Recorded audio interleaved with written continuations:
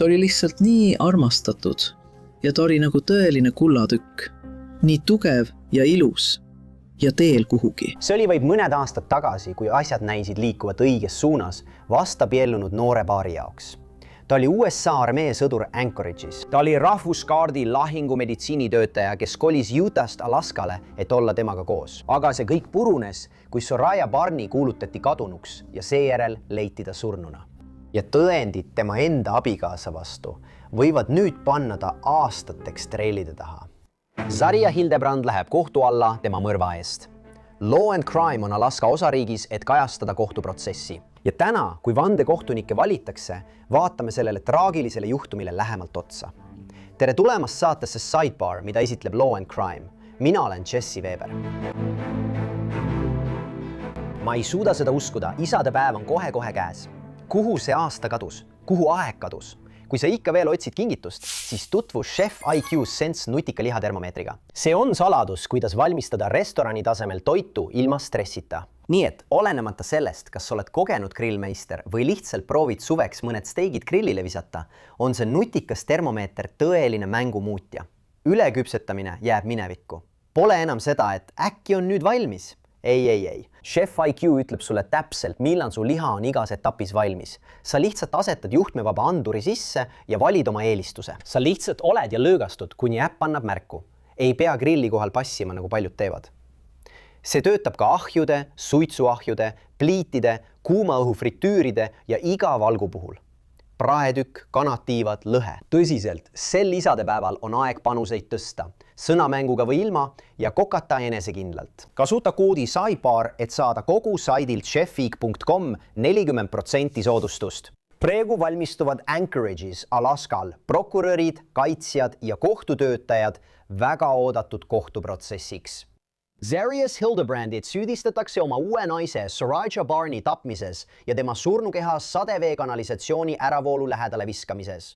Uurijate sõnul osales ta seejärel meeleheitlikus otsingus 21-aastase rahvuskaarde meditsiinitöötaja leidmiseks, teeseldes väidetavalt šokis olemist, kuigi ta oli ainus, kes teadis, mis temaga tegelikult juhtus. See on süüdistus. Olgu selge, ta on süütu seni, kuni tema süü on tõestatud.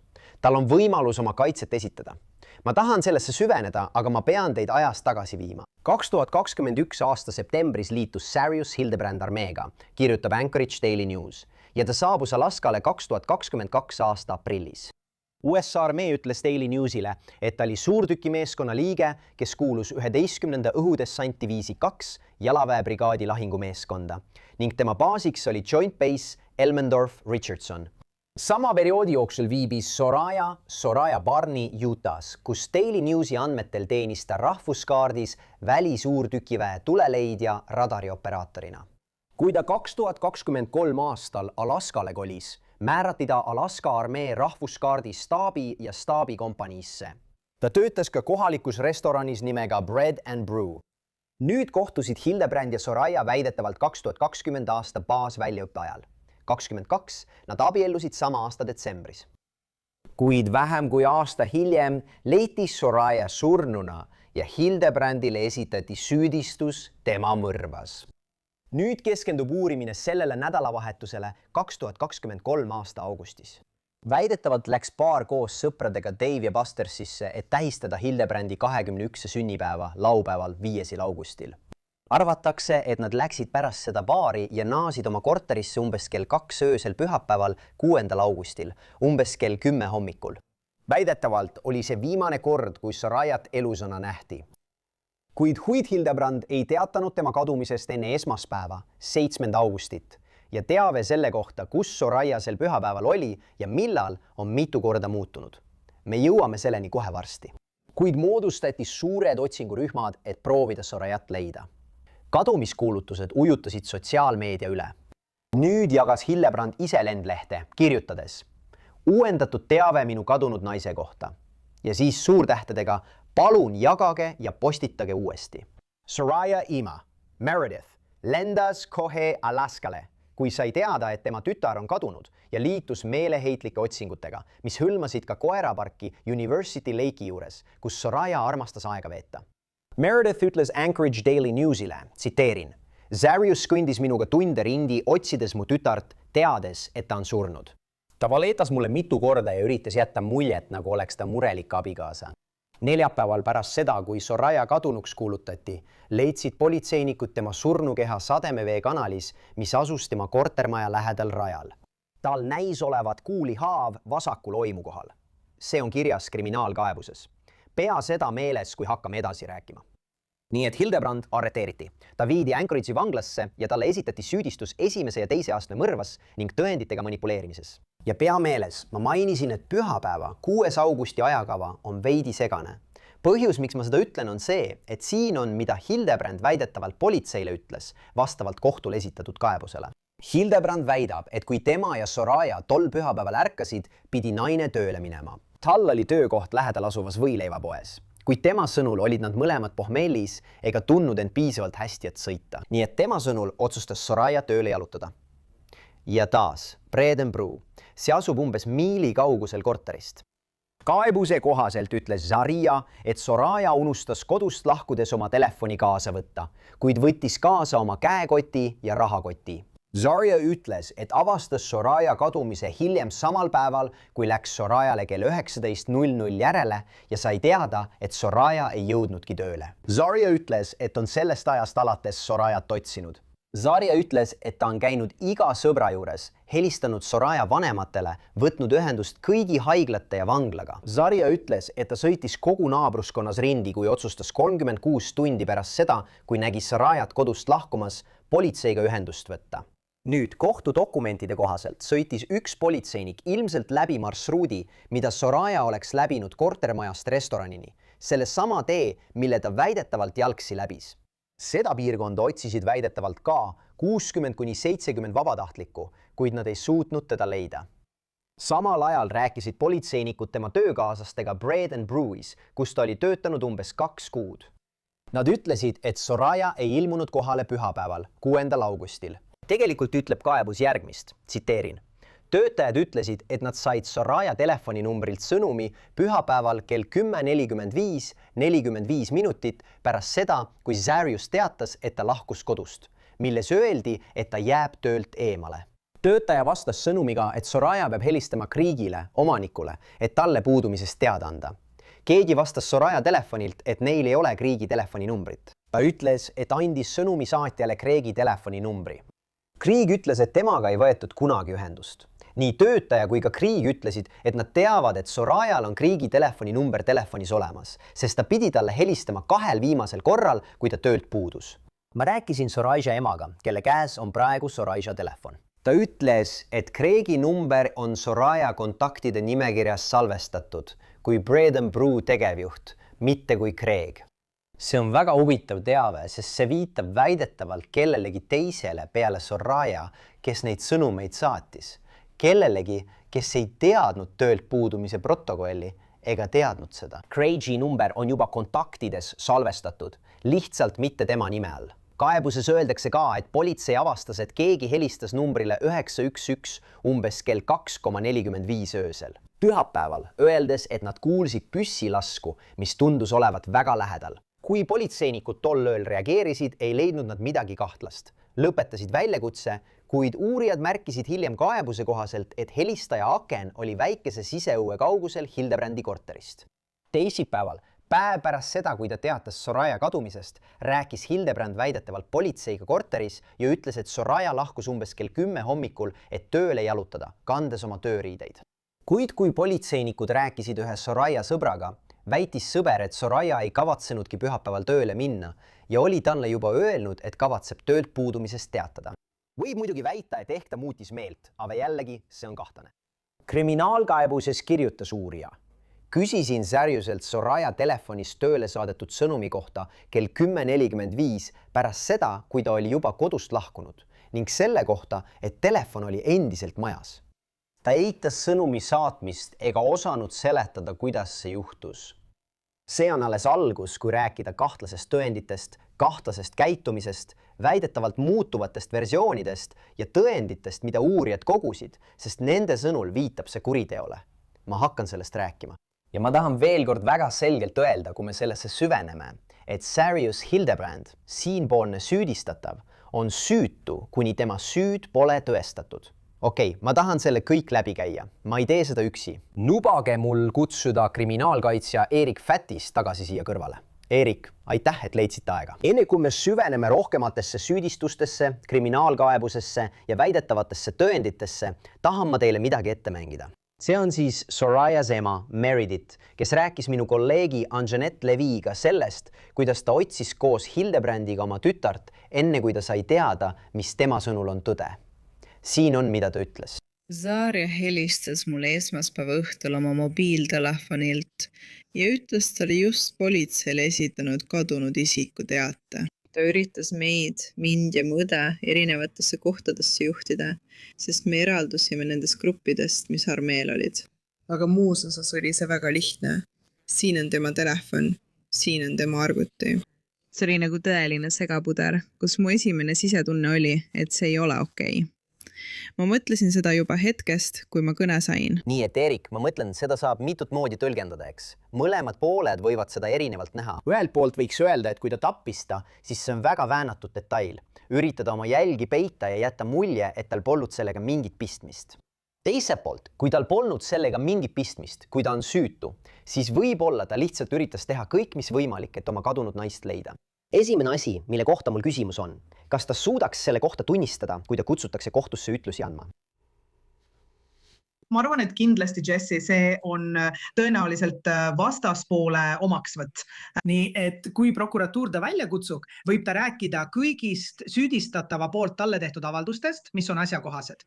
Ja kindlasti ka avaldustest, mida võiks tõlgendada kui katset kedagi eksiteele viia, sealhulgas väidetava ohvri ema, mis oleksid väga olulised. See kogu olukord, millest ma varem rääkisin, tööle minekeks.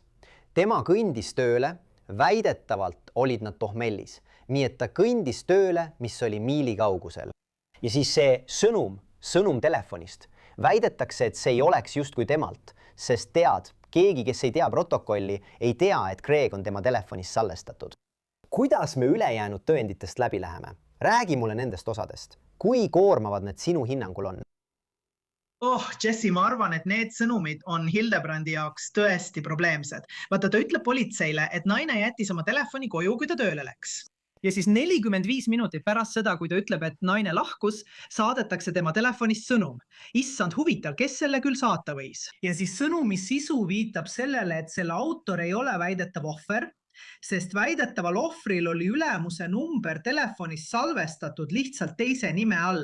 Aga inimene, kes üritab seda väidetavat ohvrit teeselda, ei teaks seda. Nii et ta tõenäoliselt küsiks selle kohta, mida see sõnumisaatjaga tegi. Ja tal ei olnud kriminaalkaebuse järgi eriti head seletust, miks see sõnum saadeti, mis pole samuti hea. Las ma lähen selle juurde. Nii et sa vaatad kriminaalkaebust. Siil on kirjas, tsiteerin.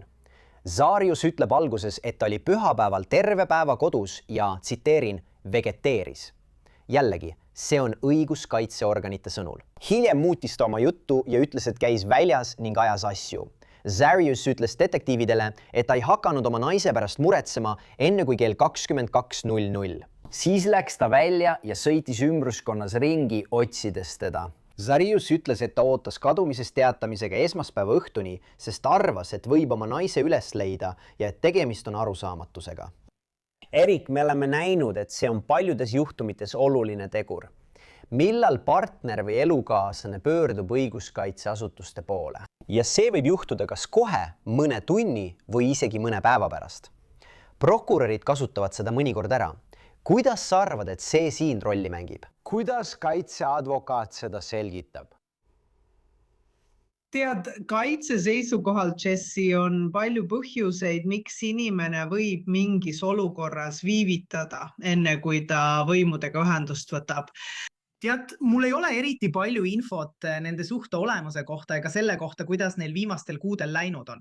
Kas neil on olnud probleeme, kas neil on olnud tülisid.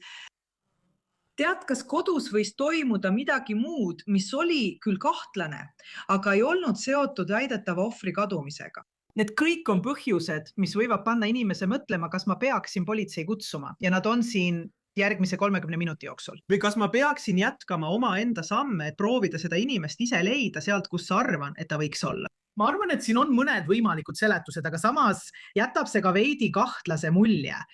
Tulles tagasi kaebuse juurde jätkame, tsitaat. Kui nad olid majas, andis Sarius APD-le loa ringi vaadata ja veenduda, et Soraja pole kodus.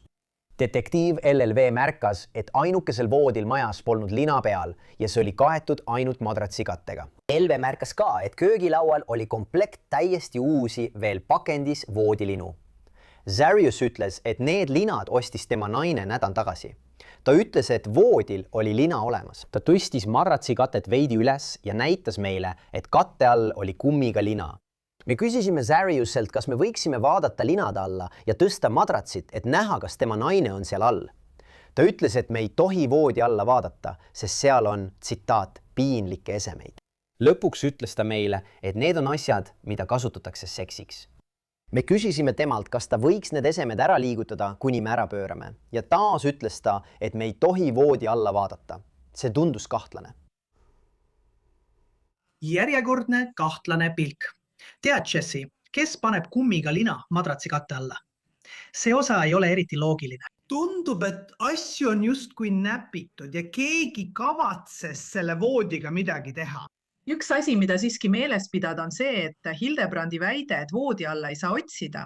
Ma pole kindel, kas vandekohus sellest üldse kuuleb. Tavaliselt ei saa inimese vastu kasutada seda, et ta tugines oma põhiseaduslikule õigusele. Ja see tähendab tegelikult otsingule mitte nõustumist, mis on 4. parandusõiguse kasutamine.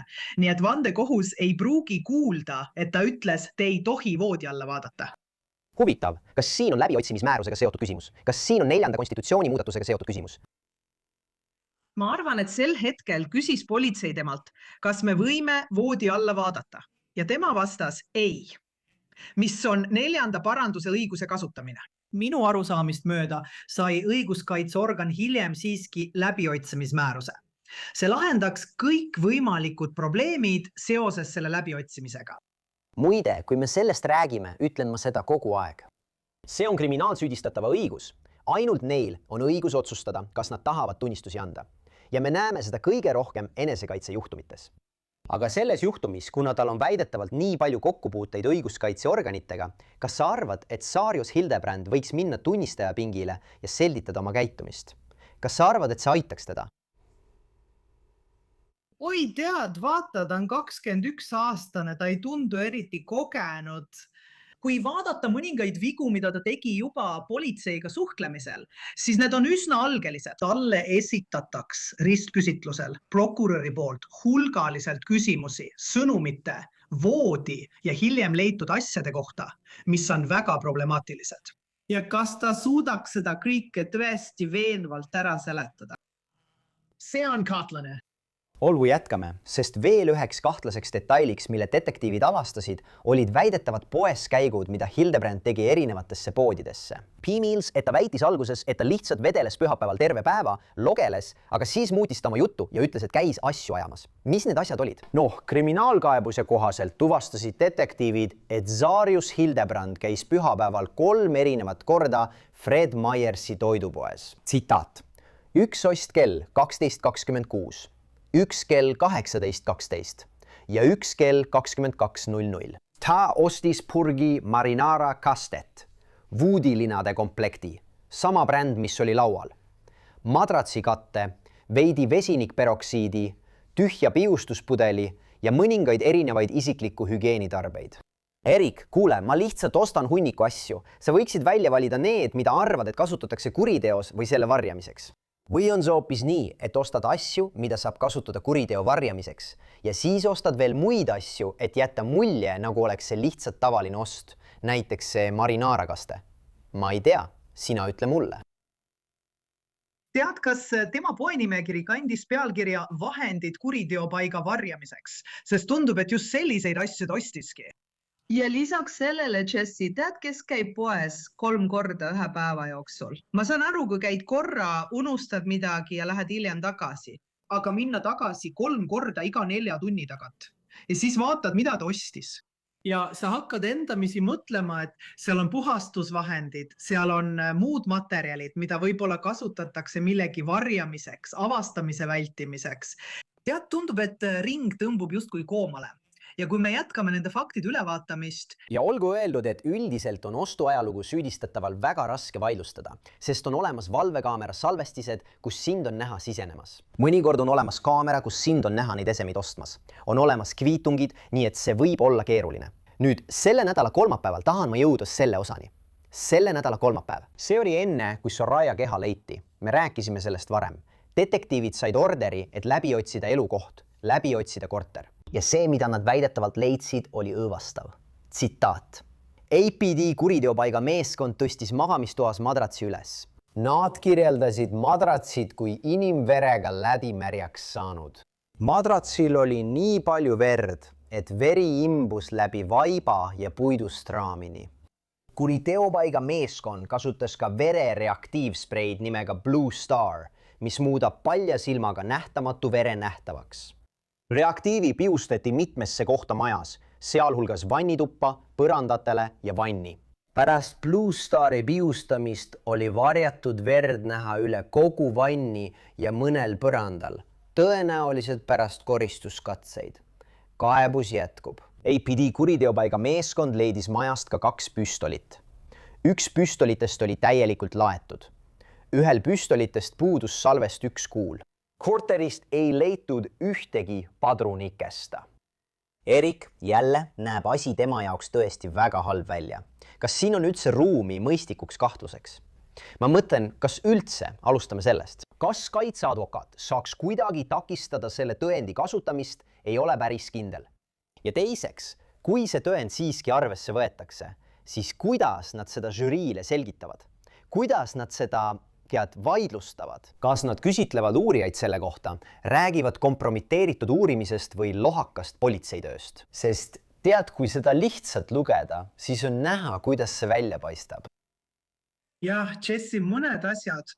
Kui mina oleksin kaitsja, uuriksin selle aine teaduslikku kehtivust, seda spreid, mida korrakaitsjad kasutasid ja mille kohta nad väidavad, et see muudab nähtamatu vere nähtavaks. See kõlab üsna maagiliselt. Kas seda on varem kohtus lubatud, kas seda on Alaska kohtus tõendina vastu võetud? Kas see on teaduslikult usaldusväärne selles osas, mida see näitab? Kas võib tekkida vale positiivne tulemus? Kas see võib näidata midagi muud? Need on kõik küsimused, mida kaitse peab uurima, et proovida seda välistada. Kui seda ei välistata, ei välista see ikkagi õnnetuse võimalust. See ei välista enesetapu võimalust. See ei välista enesekaitse võimalust. Ja kuigi see on väga problemaatiline, ei tee see juhtumist kindlat võitu. Huvitav. Jah, ma olen varem näinud juhtumeid, kus koristamist võib olla raske õigustada. Aga sa võiksid öelda, et tead, mina ei tapnud seda inimest või mina ei mõrvanud seda inimest. Tead, ma sattusin paanikasse. Ma olin rumal. See oli paanika, aga see ei tähenda, et mina tead. Võib-olla oli see enesekaitse juhtum või ma leidsin selle inimese surnuna või midagi sellist. Tegelikult ei ole päris kindel, kuhu kaitse selle asjaga välja jõuab, aga see on huvitav mõttekoht. Umbes sel ajal hakkasid detektiivid saama aruandeid härra Hildebrandi mobiiltelefoni kohta ja avastasid, et lisaks neile 3 Fred Myersi külastusele käis ta väidetavalt ka Lowe's. Siiga näitasid Lowe'i töötajad detektiividele videot, kus Hildebrand ostab väidetavalt suure 96-gallonise ratastega prügikasti. Politseinikud hakkasid seda prügikasti korteri ümbruses otsima ja leidsid selle lõpuks haljastusauto tagant, mis oli kompleksi juures pargitud. Väidetavalt sisaldas see midagi, mis nägi välja nagu veri. Seega jõudsid detektiivid järeldusele, et Sorayas keha peab olema kusagil lähedal. Just siis saatsid nad drooni üles, et saada ülevaade rajast ülalt poolt. Ja siis ütles drooni operaator, et ta nägi midagi, mis nägi välja nagu padi ja midagi heledat, tsitaat, 4–5 jala sügavuses sadeveekanalis. Tsitaat, APD ja AFD suutsid inimjäänused kanalisatsioonitorust välja tuua. Inimjäänused tuvastati kindlalt kui Soraya Hildebrandi omad. Tundub, et tal on kuulhaav vasakus oimukohas. Erik, ma arvan, et üks asi on rääkida Lowe'sist, aga samuti on oluline ka see, kus keha leiti, eks. Tead, me räägime nii palju selle juhtumi tõendite kogumist, aga keha asukoht. Kui keegi teine oleks selle teinud ja valinud just selle koha, kuhu keha jätta, kui teda oleks süüdi lavastatud, siis jah, pane see maja lähedale. Aga samas, kui vaadata teisest küljest, kui prokuratuur ütleb, et tema tegi seda, siis ta ei olnud eriti kaval ja leidis selle koha, mis on maja lähedal. Ma arvan, et keha asukoht on väga huvitav. ja mitmeid esemeid, vaata, 96 galloonine prügikast, see on umbes inimese keha suurune. Just nii, see oleks üks põhjus, miks sa selle hangiksid ja siis nagu sa ütlesid, kui sa vaatad seda kõike koos, vaatad teisi asju, mida ta ostis, vaatad keha asukohta. Tundub, et sa on lähedal kohale, kus Hildebrand oli, ta ilmselt teadis sellest, tal oli tõenäoliselt sellele ligipääs. Tead, kes veel selles piirkonnas võiks sellest teada? See on õiglane küsimus. Kas on neil ehitustöölisi, kes võisid läheduses olla ja kellel võis olla mingi põhjus soovida väidetavale ohvrile kahju teha? Palju küsimusi on endiselt õhus, kuid kindlasti, kui me vaatame kõiki neid asju koos, tundub see tõendusmaterjal üsna veenev. Lubage, ma küsin teilt seda. Vandekohtu valik. Keda tahab süüdistus vandekohtusse? Keda tahab kaitse, kui sina oled kaitses? Muidugi süüdistuse poolelt tahan ma inimesi, kes mõistavad abielulisi tülisid, kes saavad võib-olla aru ka perevägivallast. Võib-olla on nad midagi sellist näinud kas oma enda abielus või tuttavate abielus. Sest ma arvan, et süüdistus peab tõestama mingisuguse motiivi, miks ta oleks seda teinud. Kas tema abielus oli kõik korras või oli seal probleeme?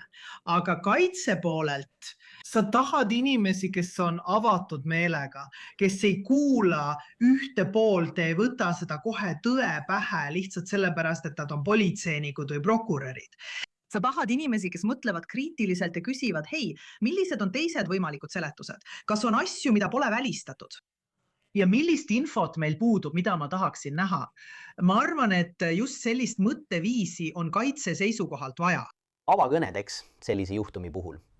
Ma arvan alati, et avakõned, vahel öeldakse, et avakõnedega võib juhtumi juba ära võita. Kuigi muide avakõned ja lõppsõnad ei ole tõendid. Kuidas sa seda esitaksid, kui oleksid prokurör?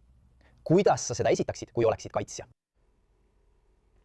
Kui ma oleksin prokurör, siis ma tooksin esile vastuolud. Ma toon esile vastuolud, mis tulid Hildebrandi suust. Asjad, mis on tõestatavad valed ja mida me saame tõenditega näidata, on petlikud. Ja siis püüame mõelda, miks inimene valetaks, kui tema naine on kadunud ja ta on ostnud, tead küll, inimese suuruse prügikasti ja kõik need vahendid kuriteo varjamiseks. Tead, kaitse poolelt ma räägin sellest, et vähemalt nende tõenditega, mis meil praegu on, me ei tea, kes võis selle teha. Me ei tea täpselt, mis juhtus. Kas me oleme suutnud välistada, et keegi teine võis selle teha? Kas me oleme suutnud välistada, et ta võis selle endale ise teha? Ja ma ei taha kedagi mustata. Ma lihtsalt esitan küsimusi lähtudes mõnest asjast, mis tuleb tõendite põhjal selles juhtumis selgeks teha. Ja ma arvan, et need on kaks võimalikku lähenemist avakõnes. Üks asi veel, mida ma tahan uurida. Anchorage Daily Newsi intervjuudes sõprade ja perega kirjeldati Sorayat kui sooja, lojaalset, töökate, tugeva eesmärgiga inimest, kellel olid lähedased suhted oma perega. Sõber, kellega ta Utahs koos töötas, Kylie Clark, ütles Daily Newsile, et Soraya töötas end hingetuks. Kui teda kuhugi kutsuti, oli ta alati kohal, ükskõik mis. See nagu, tead, muudab ohvri selles loos inimlikumaks. Aga vastuseks küsimustele Soraya ja Hildebrandi suhte kohta ütles ta, et nad tundusid tõesti õnnelikud. Ta siiski kahtles teoorias, et Soraya jättis oma telefoni koju. Ta ütles, see lugu lihtsalt ei tundunud loogiline. Ta ei pane kunagi oma telefoni käest. Ta on 21. See asi on tal kogu aeg käes. See on oluline punkt. Aga Erik, ma mõtlen, kas see on miski, mida kaitse võiks rõhutada? Mees lihtsalt tapab oma naise lambist ära. See ei ole loogiline. Nad olid kõik õnnelikud. Kuigi me mõlemad teame, et see ei oleks esimene kord, kui välised muljed erinevad sellest, mis tegelikult suletud uste taga toimub. Muidugi, tead ju, vandekohus tahab sellistes juhtumites sidusat lugu enne, kui nad kellelegi eluks ajaks selle häbimärgi külge panevad. Ja nad teavad, milline karistus sellele järgneb, kui nad seda teevad. Nad tahavad olla kindlad. Ja seepärast tahad sa vandekohtunikuna oma peas seda sidusust. Miks inimene midagi sellist teeks? Mis võiks olla selle motiiv? Ma arvan, et prokuratuur peab esitama mingigi motiivi. Mõnikord on see rahaline, mõnikord vaenulik, mõnikord sotsiopaatlik. ja ma ei ole kindel, mis võiks olla selle juhtumi võimalik motiiv, aga ma arvan, et prokuratuur peab selle välja tooma. Nad peavad žüriile esitama põhjuse, miks Hildebrand 21-aastaselt oleks tapnud oma naise, kes oli samuti 21, näiliselt jõhkrates oludes. Nüüd pidas Soraya perekond tema mälestustseremoonia University Lake'i koerapargis. Saad aimu, mida see kaotus tähendab sõpradele, perele ja kogukonnale. See on lihtsalt kohutav, traagiline olukord. Mis puudutab Hildebrandi, siis tema kohtuprotsess peaks sel nädalal algama. Esimese astme mõrvasüüdistus toob kaasa maksimaalse karistuse. Meie arusaamise järgi kuni 99 aastat vangistust. Enne kui ma sind lasen minna, Erik, kuidas sellisel juhul karistust määratakse, kui maksimum on kuni 99 aastat? Kuidas see käib? Tavaliselt, kui inimene mõistetakse süüdi esimese astme mõrvas, siis arvestatakse maksimaalse karistusega. On üsna tõenäoline, et ta saaks 99 aastat, tead küll, isegi kui ta on 21 aastane. Ja isegi kui ta ei peaks iga päev sellest karistusest ära kandma, siis praktilises mõttes ootab teda tõenäoliselt elu lõpuni vanglas. Nüüd on ka teisi süüdistusi, on teise astme mõrvasüüdistus, samuti on tõendite võltsimise süüdistus. Kui ta mõistetakse suuremas süüdistuses õigeks, kuid leitakse süüdi mõnes väiksemas süüdistuses, siis on kohtunikul teatud kaalutlusõigus. Ja kohtunik võtab arvesse kuritegu, millest ta süüdi mõisteti, asjaolusid, aga ka tema vanust. Samuti, kui puudub varasem kriminaalne taust, samuti igasugune panus kogukonda, sealhulgas tema teenistus sõjales.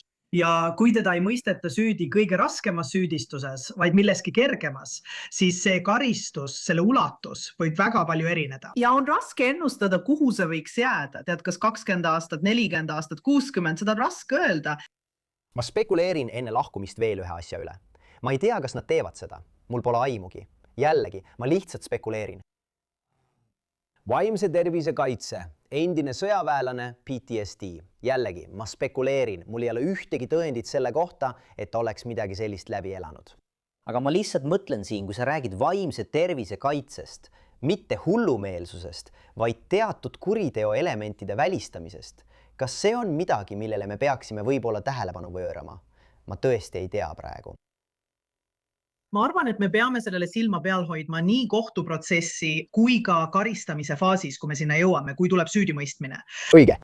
Tead, mõnikord võib kohtuprotsessi ajal, kui esineb mingi vaimse tervise probleem, see mõjutada inimese võimet kujundada seda vaimset seisundit, mis on vajalik kuriteos süüdimõistmiseks. Nii et siin, tead, kui keegi tapab tahtlikult teise inimese või tegutseb teadlikult viisil, mis toob kaasa suure surmariski, siis kui inimene on vaimselt nii tasakaalust väljas, võib see panna vandekohtunikud kahtlema, kas ta oli üldse võimeline sellist vaimset seisundit kujundama. Karistuse määramise faasis, kui ta mõistetakse süüdi, arvestab kohtunik kindlasti kõiki vaimse tervise probleeme ning need võivad tulla süüdistatavale kasuks. Nii et jah, see on kindlasti miski, millel tasub silma peal hoida. Erik Fätis, aitäh, et leidsite aega. Hindan seda väga. Hea meel oli teiega rääkida.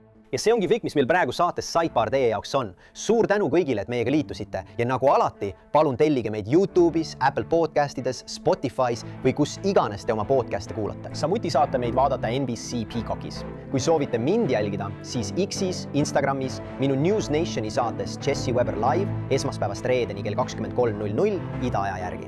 Näeme järgmine kord kõik.